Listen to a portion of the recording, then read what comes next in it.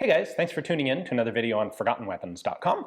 I'm Ian McCollum, and I'm here today at MP Armory in Romania, courtesy of ANCA, the Romanian National Firearms Collector Association. And we are taking a look at the Romanian Model 74 pistol, colloquially known as the Carpați, Carpathian Mountains. That was never an official name, but it is the colloquial name. So we actually know the origin of this design really quite well from actually talking to one of the design engineers. And that origin is that in 1972, a colonel with the Romanian secret police came to the Cugir factory. That's the main state-run small arms factory in Romania. And he brought with him basically an old worn-out Walther PP and presented it to a couple of the engineers at Cugir and said, we want this. We want you to make this, essentially. And so from 1972 to 1974, a couple of the engineers at the Cugir plant put together developed, re-engineered, copied, and put together plans to manufacture a version of the Walther PP. This wasn't licensed or anything. It was, obviously the Walther PP had been around for many, many decades. There were no patents on it that were in force. They just wanted a version of it that they could manufacture. So the two guys in particular who were responsible for this were an engineer by the name of Damian Marcu and a gunsmith designer by the name of Șterca. Șterca, by the way, was involved in basically all of the Romanian arms projects back to the Oritsa submachine gun during World War II and continued to work for the factory up right till 1990. So they spend 2 years developing the project, and then it goes into production in 1974. So let's go ahead and take a closer look at exactly what they built here. So this is made with an aluminum alloy frame and a steel slide, fairly typical. There are a number of pistols that we see like this in the Eastern Bloc. The FEG PA-63 is an obvious comparison.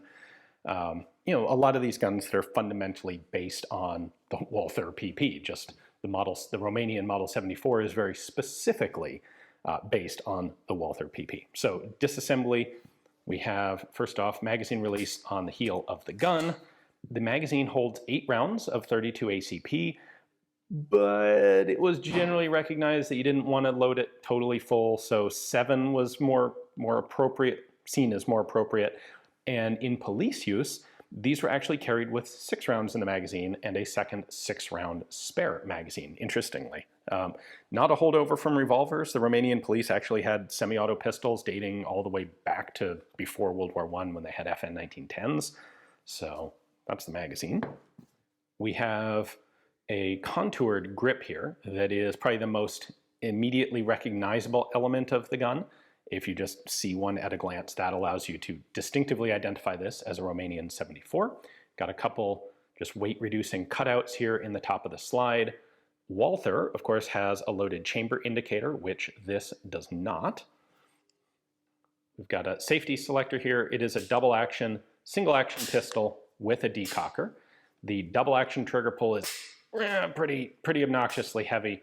The single-action is actually quite short and crisp for a gun like this.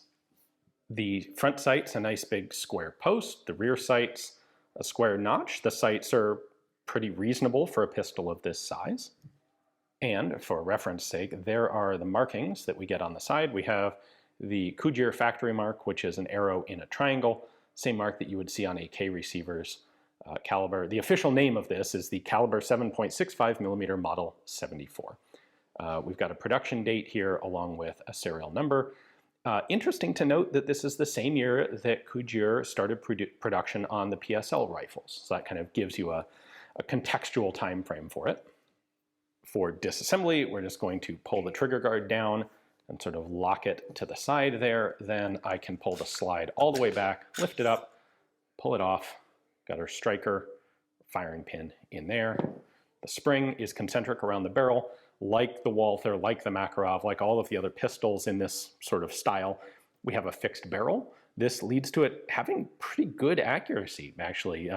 These were shot, the standard practice for the Romanian police was 25-meter shooting, and this will do like a 4 or 5 inch group at 25 meters. The fixed barrel pistols like this just tend to be more accurate than people really expect of them. With the aluminum alloy frame, it weighs in at just barely over half a kilo, so well under a pound. And the barrel length is basically halfway between that of a PP and a PPK from Walther. So it's 90.5 millimeters, that's 3.56 inches. For comparison, the PPK is 83 and the PP is 98, so almost exactly splits the difference.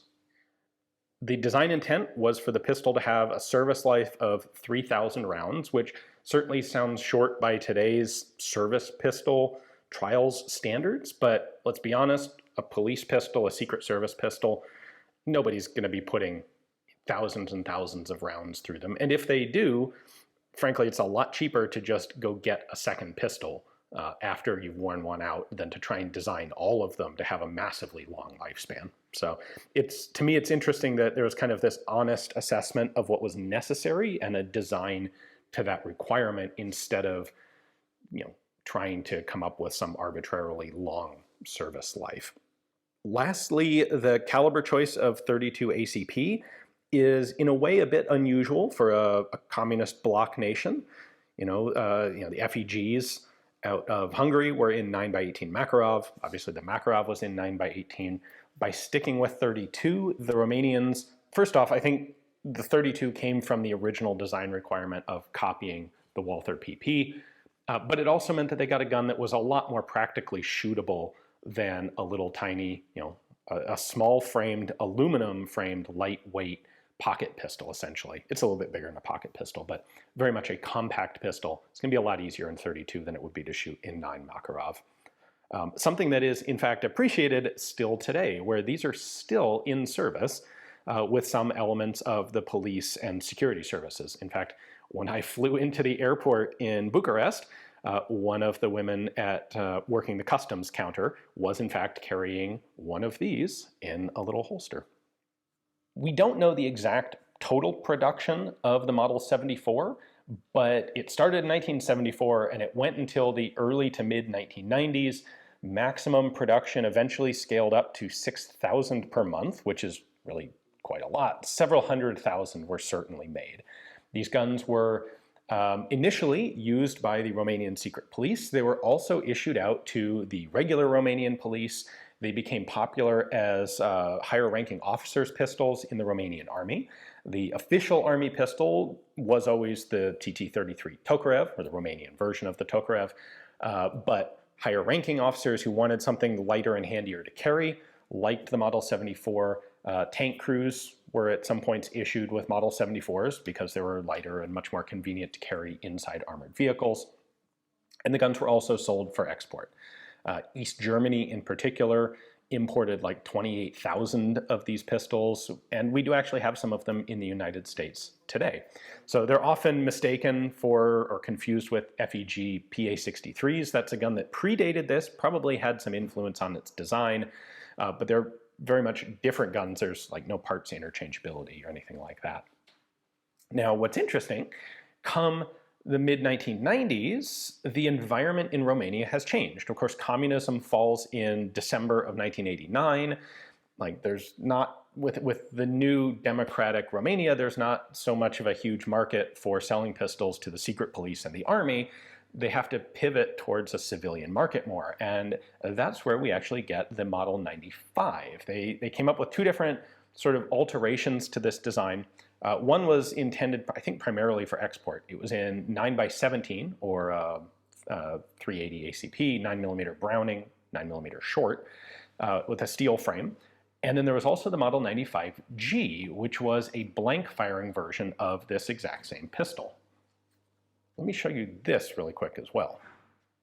So this looks almost identical. Really, the only distinctive difference you can see is the finger spur on the magazine, which, by the way, can be taken off and put on a regular Model 74 mag.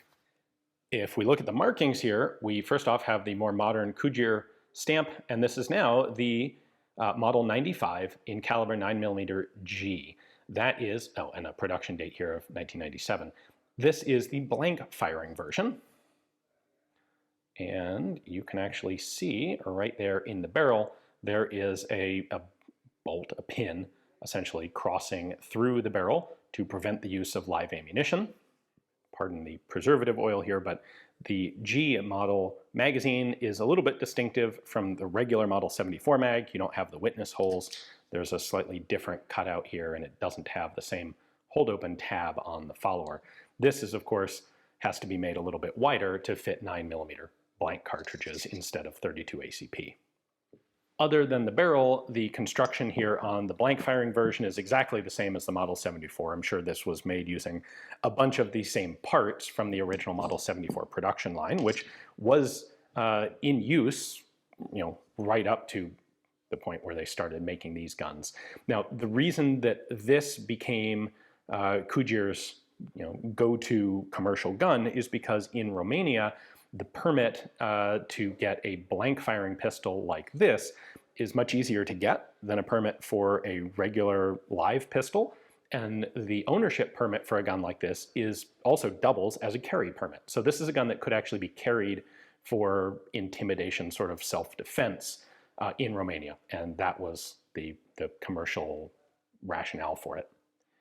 In addition to just blank firing blank cartridges, this also was usable with irritant gas, like CS type gas cartridges, and they had essentially the equivalent of a cup grenade launcher that you could fit to the end of the barrel and fit it with a larger diameter rubber ball to fire as a non-lethal self-defense piece. So that is why this became Cugir's commercial product. And it was reasonably successful as such. So that is the Romanian Model 1974. Hopefully you guys enjoyed the video, learned something today. Big thanks to the Romanian Collectors Organization for making this trip and this video possible. Thanks for watching.